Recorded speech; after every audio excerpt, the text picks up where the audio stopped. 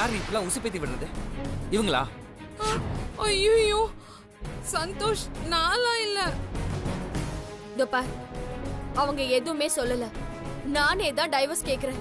அதான் எனக்கு ஒண்ணும் புரியல. இவ்வளவு நாள் நீ அமைதியா தானே இருந்த? ஆமா, நான் பொறுமையா இருக்க என்ன முட்டாளன் தானே நினைச்சிட்டு இருக்க. அதனாலதான் சம்பளம் இல்லாத வேலைக்காரியா இந்த வீட்லயே வச்சிட்டு இருக்க. ஏய், உன் இஷ்டப்படி பேசாத. நான் உன்னை என்னைக்காவது கேவலமா நடத்திருக்கேனா? இல்ல குழந்தை முன்னாடி, இல்ல மத்தவங்க முன்னாடியோ உன்னை தப்பா பேசிருக்கேனா? அது எல்லாத்துக்குமே உனக்கு உரிமை இருக்கு சந்தோஷ். நீதான் அந்த உரிமையை எடுத்துக்க மாட்டேங்கிறியே. இத்தனை வருஷத்துல உன் பொண்டாட்டியா நீ என்ன நடத்தலன்றதுதான் என் கோவமே. நீ தெரிஞ்சுதான் பண்றியா இல்ல தெரியாம பண்றியான்னு சத்தியமா எனக்கு தெரியல. ஆனா நீ எனக்கு கொடுத்திருக்கிறது வாழ்க்கை இல்ல சந்தோஷ், நரகம். நான் அனுபவிச்சிட்டு இருக்க வேதனை உனக்கு கொஞ்சம் கூட புரியல. அத நீ புரிஞ்சுக்கவும் மாட்ட. தயவு செஞ்சு இந்த டிவோர்ஸ் பத்திரத்துல மட்டும் கையெழுத்து போட்டு கொடுத்துரு. இந்த மாதிரி ஒரு வாழ்க்கை எனக்கு வேண்டாம். நான் எங்கேயாவது போறேன். வேண்டாங்கிறவ போக வேண்டியதானே? எதுக்கு டைவர்ஸ் கேட்டுட்டு இருக்க? நீ என்ன முறையாவ கல்யாணம் பண்ணிட்டு வந்த? உனக்கு எதுக்கு டைவர்ஸ்? என்ன சந்தோஷ் நீ இப்படி எல்லாம் கேக்குற? மா, என் மனசு உடைஞ்சு ரொம்ப நாள் ஆச்சுமா. அதெல்லாம் இவனால புரிஞ்சுக்க முடியாது. இங்க பார் சந்தோஷ், இது உன் வாழ்க்கை. என் வாழ்க்கை பத்தின விஷயம் மட்டும் இல்ல.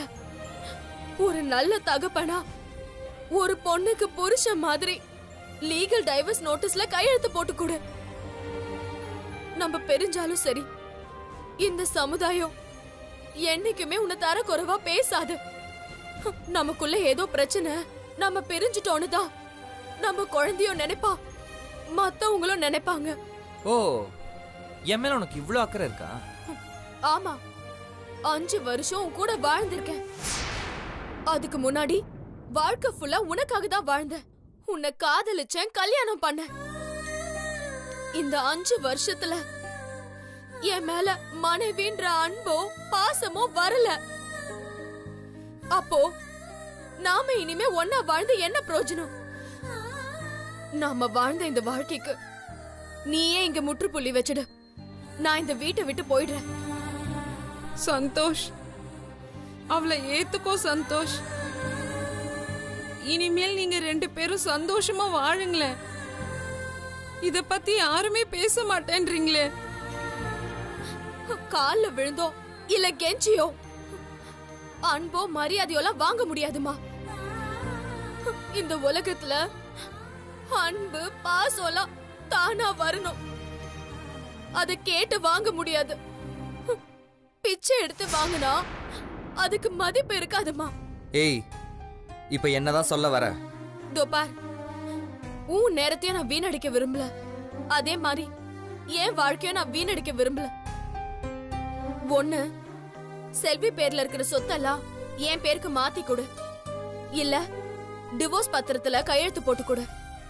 எனக்கு 2த்துல ஒரு முடிவு இப்பவே தெரிஞ்சாகணும். இது பார், உன்ன மாதிரி அவசரப்பட்டு முடிவெடுக்கிறதுக்கு நான் என்ன முட்டாளா? என் வக்கீல் கிட்ட கேட்டுட்டு தான் நான் எதுவா இருந்தாலும் முடிவெடுப்பேன். அது வரைக்கும் எனக்கு கொஞ்சம் டைம் வேணும். நீ பொறுமையா இரு.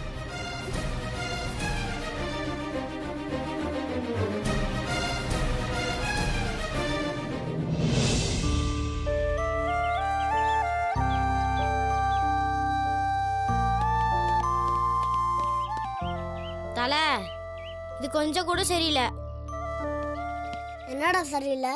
நம்ம ஸ்கூலுக்கு ஒரே புன்னகை மன்னன் நீதான். சரி, நீயே இப்படி சோகமா இருந்தா எப்படி தல? யாரு? நான் புன்னகை மன்னனா? ஆமா தல. ஏண்டா, அவங்களுக்கு சார்லி சாப்ளினா இருக்கணும், நாகேஷா இருக்கணும், வடிவேலுவா இருக்கணும். என்ன காமெடி பீஸ் ஆகிட்டு நீ எல்லாரும் என்னை சுற்றி நினைச்சிருப்பீங்க, ஜாலியாக இருப்பீங்க இல்லை? கேட்டா புன்னகை மன்னன், புன்னகை புயல்னு எனக்கு ஒரு டைட்டில் கொடுப்பீங்க. வேணாண்டா, விருப்பத்தாதீங்க, மரியாதை போயிருங்க. தல, சோகமாக இருக்குது டென்ஷனாக இருக்கிறதெல்லாம் உனக்கு செட் ஆகல தல. தல எந்த பிரச்சனை வந்தாலும் ஜாலியா இருக்கணும் தல. அதுதான் நம்மள மாதிரி குட்டி பசங்களுக்குலாம் அழகு. தல துன்பம் ஒரு வேலை இல்லை சிரிங்கன்னு சொன்னாங்க.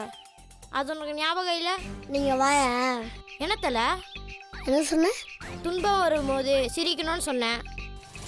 சிர்ரா பாப்பா. தல தல விடுங்க தல தல தல சாரி தல தல தல சாரி தல தல தல தல வேணாம் தல சாரி தல வலிக்குதா? தல தல சிர்ரா பாப்பா. துன்பம் வரும்போது சிரிக்கணும்னு சொன்னேன். சிர்ரா இப்ப சிரி. வலிக்கு தல தல தல தல தல அவளை விட்டு தல பாவம். பின்ன என்னடா ஒருத்தரோட கஷ்டத்துல இன்னொருத்தர் சிரிக்கலாம். ஆனால் நம்மளோட கஷ்டத்துல நம்மளே எப்படிதான் சிரிக்க முடியும்? அறிவிலோட அவங்களுக்கு. ஐயோ தல சம தத்துவம் சொல்ற. பேசாம திருவள்ளுவர் மாதிரி நீயும் எழுத ஆரம்பிச்சுற. ஆமாடா, இது எக்ஸாம் எழுது வெளியே காணும். அதுக்கே படிப்பு வரலன்னு நானே கவலையாக இருக்கேன். ஏன்டா சும்மா இருக்கிறேன்னு சொஞ்சு விட்றீங்க? போகடா போகடா. தல நீ ரொம்ப மாறிட்ட தல. என்னடா மாறிட்டேன்? எக்ஸாமுக்கெல்லாம் பயப்படுறாளா நீ? ஆமா தல, ஒரு காலத்துல நீ எவ்வளவு கெத்தா இருந்த. எக்ஸாம் டைம்ல கூட நம்ம எவ்வளவு ஜாலியா இருந்தோம். உனக்கு ஞாபகம் இருக்கா? தல அதெல்லாம் ஒரு காலம். நம்ம ஸ்கூல்ல இருந்த லெவலே வேற. ஆமா தல, அதெல்லாம் இப்ப யோசிச்சு பார்த்தா கூட செம்மையா இருக்கு தல. கொஞ்சம் யோசிச்சு பாரு.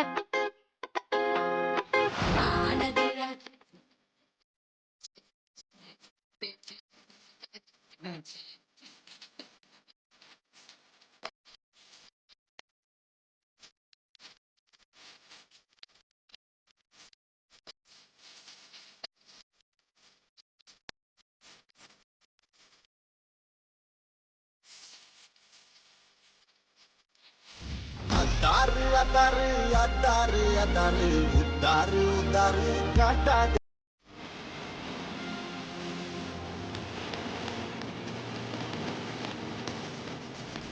தல என்னடா மங்கள மந்திரில ராத்திரி முழுக்க விழுந்து படிச்சிருப்பீங்களே.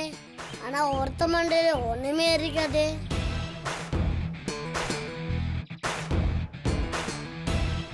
அந்த டென்ஷன்ல என்ன பண்றது ஏது பண்றதுன்னு தெரியாம ஒருத்தனுக்கு கக்கா வந்திருக்காது, இன்னொருத்தனுக்கு உச்சா வந்திருக்காது, அவனுக்கு பசியே எடுத்திருக்காது. ஆக மொத்தத்துல உங்க எல்லாருக்குமே நைட்டு தூக்கம் வந்திருக்காது. அப்படித்தானே? எப்படி தல கரெக்டா சொல்ற? எக்ஸாமுக்கு பயப்படுவேன். மூஞ்ச பார்த்தாலே அதில் ஒரு மரண பயம் தெரியும். கோயிலில் லட்டு தின்ற மாதிரி நீங்கள் பேந்த முழிக்கும் போது எல்லாம் தெரியுது. எவனும் ஒழுங்கா படிக்கல, படிச்சிருந்தாலும் எவனுக்கும் ஞாபகம் இல்லை. கட்டா தெய்வம் வாக்கு மாதிரி சொல்றிய தல. எப்படி தல? சரி அதெல்லாம் விடு தல. நாங்கள் படிச்சிட்டு இருந்தோம் பயப்படுறோம். ஆனால் நீ மட்டும் எந்த டென்ஷனும் இல்லாமல் ஜாலியாக பாட்டு கேட்டுட்டு டான்ஸ் ஆடிட்டு இருக்க. டேய், டென்ஷன்ன்றது காப்பி மாதிரி சுட சுட இருக்கும்போது இதில் கையை விட்ட கையெல்லாம் வந்துடும். அது ஆற விட்டு பாரு, அது ஒன்று எதுவுமே பண்ணாது. தல தத்துவம் தல தத்துவம். சூப்பர் தல சூப்பர். எக்ஸாம்ன்றது சிட்டி பஸ் மாதிரி, அது பாட்டுக்கு வரும், அது பாட்டுக்கு போகும். திடீர்னு வரும், திடீர்னு வராது. அது மாதிரி தான்டா சொல்லாம கொள்ளாமலாம் நம்மளுக்கு டெஸ்ட் வைப்பாங்க. அதெல்லாம் நினச்சி நம்ம டென்ஷனாகவே கூடாது. தல நீ எப்படி தல டென்ஷன் இல்லாமல் இருக்க? டேய், மடியில் கனவு இருக்கும் உனக்கு, வெளியில் பயம் இருக்கும்டா. எப்போவுமே நல்லா படிக்கிற பசங்களுக்கு தான் அவன் எக்ஸாமில் ஃபெயில் ஆகிடுவோன்னு பிரச்சனை வரும்.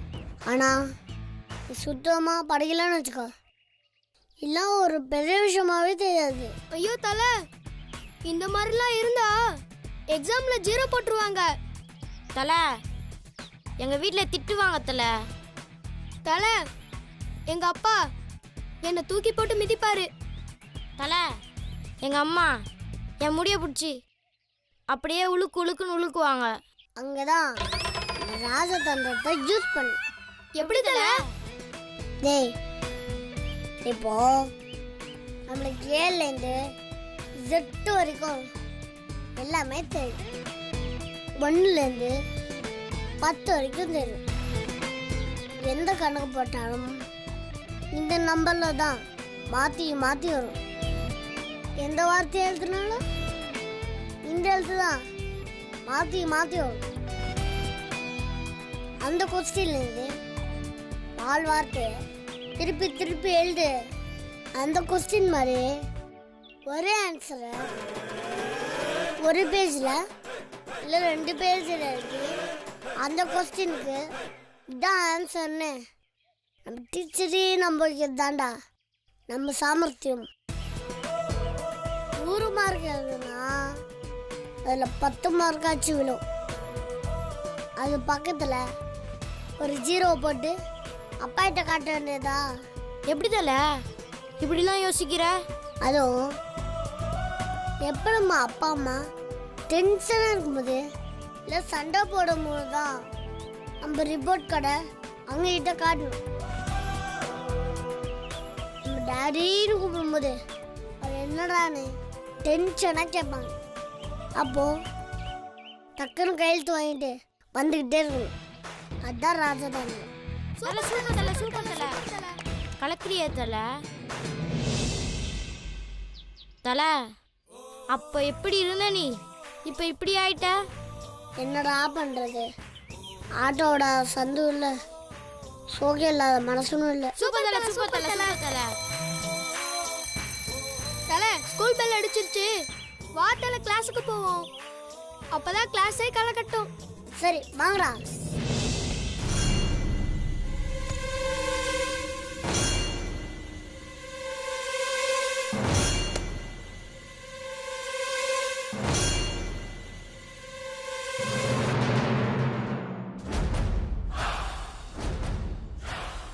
ஏ தேவி, ஒரு நூல் புடவையை இவ்ளோ அழகா அயன் பண்ணி வச்சிருக்க.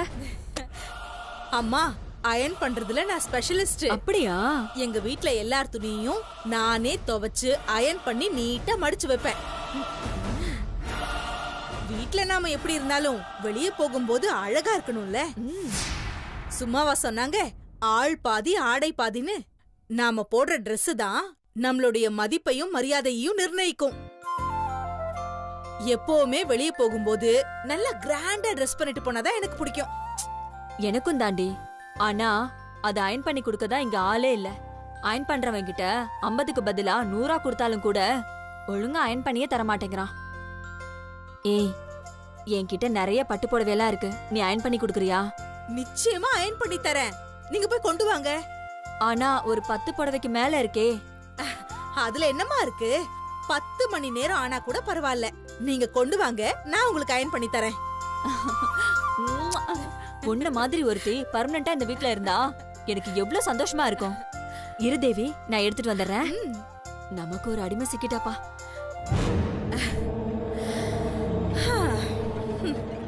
சந்தோஷமா இருக்கா உனக்கு? உங்களை எல்லாம் வச்சுதான் என் வேலையை நான் முடிக்கணும்.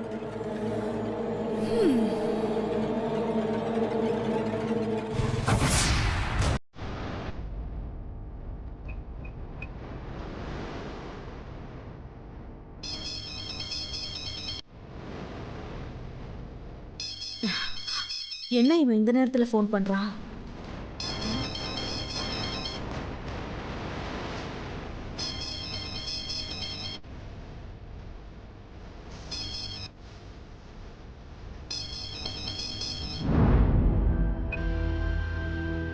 தேவி, சொல்லு. இன்னைக்கு திருவள்ளூர்ல MP மீட்டிங் நடக்குது. சரி, அதுக்கு என்ன இப்ப? சிட்டில இருக்கிற எல்லாம் போலீஸும் அங்கதான் இருக்கும். ரோட்ல ஒரு ஈக்காக கூட இருக்காது, போலீஸ் பேட்ரோல் கூட வராது.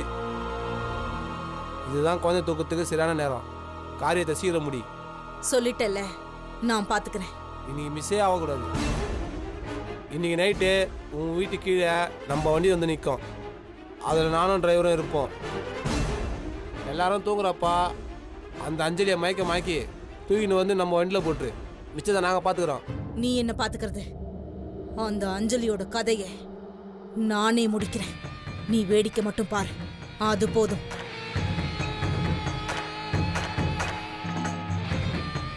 தீபா, இப்ப என்ன பண்ணுவ? இன்னியோட அந்த அஞ்சலி கதையை முடிக்கிறேன்.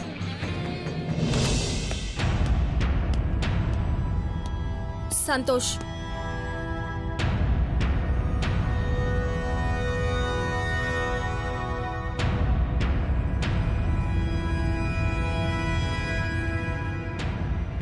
உன்கிட்ட நான் டிவோர்ஸ் பேப்பர்ஸ் கொடுத்து 2 நாள் ஆச்சு. அவன் தான் உன்னோட விவாகரத்து பத்திரத்தை மதிக்கவே இல்லையேடி. அவனை விட்டு தொலையேன். உன் வக்கீல் கிட்ட பேசிட்டு சொல்றேன்னு சொன்னியே, என்னாச்சு? நான் இப்போ ஒரு முக்கியமான மீட்டிங்க்கு போயிட்டு இருக்கேன். நான் அப்புறம் பேசுறேன். நில்லு சந்தோஷ். போட்டு விடண்டி. நான் உன்கிட்ட என் வாழ்க்கைக்கு அர்த்தம் கேட்டுட்டு இருக்கேன். நீ பாட்டுக்கு ஆபீஸ் மீட்டிங்னு போயிட்டு இருக்க. என்ன நினைச்சிட்டு இருக்க உன் மனசுல? ஐயோ, சும்மா போறவன வலிய வம்பு கேட்கிறாளே. என்னை நம்பி அங்கே 1000 குடும்பம் இருக்கு. வேலையை முடிச்சுட்டு வந்து உங்ககிட்ட பேசுறேன். இல்ல, நீ உன் வேலையெல்லாம் முடிச்சிட்டு மீட்டிங் எல்லாம் முடிச்சிட்டு நிதானமா வந்து பேசுறதுக்கு இது ஒன்றும் பிசினஸ் இல்ல, என் வாழ்க்கை பிரச்சனை. நீ இதுக்கு ஒரு பதில் சொல்லிட்டு தான் போகணும். அதுக்கு தான் எனக்கு டைம் வேணும்னு சொன்னேன். வாழ்றதுக்கு டைம் எடுத்துக்கலாம், நிரந்தரமா பிரியறதுக்கு எதுக்கு டைம் எடுக்கணும்? குழந்தைய இந்த பிரச்சனைக்குள்ள இழுத்து என்னை வெறுப்பேத்தி அவசரமா என்னை கையெழுத்து போட வைக்க நினைச்ச, அது நம்ம 2 பேரும் செய்யற மிகப்பெரிய முட்டாள்தனம் ஆயிடும். எதுவா இருந்தாலும் நீயும் யோசி, நானும் யோசிக்கிறேன். அதெல்லாம் எனக்கு தெரியாது. எனக்கு ஒரு பதில் சொல்லிட்டு போ. நீ மனசு கஷ்டத்துல இதெல்லாம் பேசுற மாதிரி தெரியல, சும்மா வீம்புக்கு இதெல்லாம் பேசுற மாதிரி தெரியுது. ஆனா இதெல்லாம் எதுக்கு நீ பண்றன்னு தான் எனக்கு தெரியல. என்னது வீம்புக்கா? இப்ப கூட பாத்தியா? உனக்கு என்னோட வலியும் வேதனையும் கொஞ்சம் கூட புரியல. பொண்ணு பொண்டாட்டின்ற உரிமைய கொடு, இல்ல எனக்கு டைவர்ஸ் பேப்பர்ல கையெழுத்து போட்டு கொடு. இத பார், ஒரு விஷயத்தை பத்தி முடிவெடுக்கணும்னு நினைக்கிறவங்க கிட்ட பேசி முடிவெடுக்கலாம். ஆனா முட்டாள்தனமா பேசுறவங்க கிட்ட எதையுமே பேச முடியாது. இது ஒண்ணு நான் சந்தோஷமா எடுத்த முடிவு இல்ல, ரொம்ப மன வேதனையில எடுத்த முடிவு. டிவோர்ஸ் பேப்பர்ல கையெழுத்து போடுவியா மாட்டியா? அத மட்டும் சொல்லு. நீ என்ன பிரிஞ்சுதான் போவன்னு நிரந்தரமா முடிவு எடுத்துட்டேல்ல, எனக்கு அதுல எந்த ஆட்சேபனையும் இல்ல. ஐயோ சந்தோஷ், இங்க என்ன நடக்குது? அவதான் புத்தி கேட்டு பேசுறானா, நீயும் இப்படி பேசுறிய? நீ பேசாம ஆபீஸ்க்கு போ சந்தோஷ். நம்ம இந்த பிரச்சனையெல்லாம் அப்புறமா பாத்துக்கலாம். மா, நீ அமைதியா இருக்க மாட்ட? உன்னை யார் இங்க கூப்பிட்டது? இவ என்ன பொண்டாட்டியா கூட நினைக்கல, அன்பாவும் பாத்துக்கல. இதுக்கு மேல இந்த வீட்ல ஒரு வேலைக்காரியா இருக்க சொல்றியா? அவன் என்ன தொடர்ந்து அவமானப்படுத்திக்கிட்டே இருப்பா. அதெல்லாம் சகிச்சுக்கிட்டு என்ன வாழ சொல்றியாமா? அறிவில்லை உனக்கு? பொண்ணு 5 வருஷமா வலியும் வேதனையும் மனசுக்குள்ள வச்சுக்கிட்டு புழுங்குறாளே. அவ கஷ்டப்பட்டது போதும். அவள உன் பொண்டாட்டிய நீ ஏத்துக்கோ சந்தோஷ்னு அவகிட்ட நேருக்கு நேரம் சொல்றதுக்கு உனக்கு தைரியம் இல்லையே. இதெல்லாம் நான் அவன்கிட்ட கேட்க கூடாதுமா. நியாயமா பார்த்தா நீ தான் கேட்கணும். ஏய், 2 பேரும் சேர்ந்து வாழறதுக்காக பேசுறதுக்கு நான் ரெடி. ஆனா பெத்த மகளும் மருமகனும் பிரியறதுக்கு எந்த தாயாவது பேசுவாளா? ஏன்டி இப்படி எல்லாம் பண்ற? இங்க பாருமா, இந்த விஷயத்துல நீ அமைதியா இருக்கிறதுதான் எனக்கு நீ செய்யற ஒரே நல்லது. கொஞ்ச நேரம் வாயை மூடிட்டு இரு, அது போதும். ஆண்டி, இதெல்லாம் உங்க பொண்ணே எடுத்த முடிவு. இதுக்கும் எனக்கு எந்த சம்பந்தமும் இல்ல. ஆமா சந்தோஷ், நீ என்ன மனுஷியா மதிச்சிருந்தா தானே என் கூட பேசியிருப்ப, சண்டை போட்டிருப்ப. எது நமக்கு நல்லது கெட்டதுன்னு நம்ம குடும்பத்தை பத்தி எல்லாம் யோசிச்சிருப்போம். ஆனா நீயும் நானும் ஒரு குடும்பம்னு நீ நினைக்கவே இல்லையே. ஏதோ என்ன ஒரு வேலைக்காரி மாதிரி எல்லாம் ட்ரீட் பண்ற. நீ மட்டும் உன்னோட வேலைய பாத்துப்ப. இதெல்லாம் ஒரு வாழ்க்கையா? ச்சே! நம்ம புருஷன் பொண்டாட்டியா ஒரே வீட்டுக்குள்ள இருக்கிறது பெருசு இல்ல, வாழணும். அந்த வாழ்க்கையை தான் நீ எனக்கு கொடுன்னு சொல்ற. ஒண்ணு நீ எனக்கு வாழ்க்கைய கொடு, இல்ல என்ன விட்டுரு. தயவு செஞ்சு என்ன கூடவே வச்சுக்கிட்டு அவமானப்படுத்தாத. என்னால இனி மன உளைச்சலோட வாழ முடியாது. போதும், நான் பட்டதெல்லாம். எனக்கு இந்த நிம்மதி இல்லாத வாழ்க்கையை விட நிம்மதி தர பிரிவே மேல். ஏய், வாய முடிக்கிட்டே இருடி. கையெழுத்தெல்லாம் ஒரு பெரிய கையெழுத்தா? அந்த வக்கீல் இனிமேல் வீட்டுக்கு வரட்டும், அப்ப இருக்குது. மா, இதுக்கு மேல நீ என் வாழ்க்கைய பத்தி பேசுன, நான் வாழ்நாள் முழுக்க உன்கிட்ட பேசவே மாட்டேன். என் முடிவை நான் எடுத்துட்டேன். இதுக்கு மேல முடிவெடுக்க வேண்டியது நீ மட்டும்தான். இல்ல நீ அதையும் தள்ளி போட்டுக்கிட்டே போனா அப்புறம் நான் இதையும் லீகலா மூவ் பண்ண வேண்டி இருக்கும். நம்ம 2 பேர் வாழ்க்கைக்கும் ஒரு முடிவு எனக்கு இங்கேயே இப்பவே வேணும். நீ அதுல கையெழுத்து போடுவியா மாட்டியா?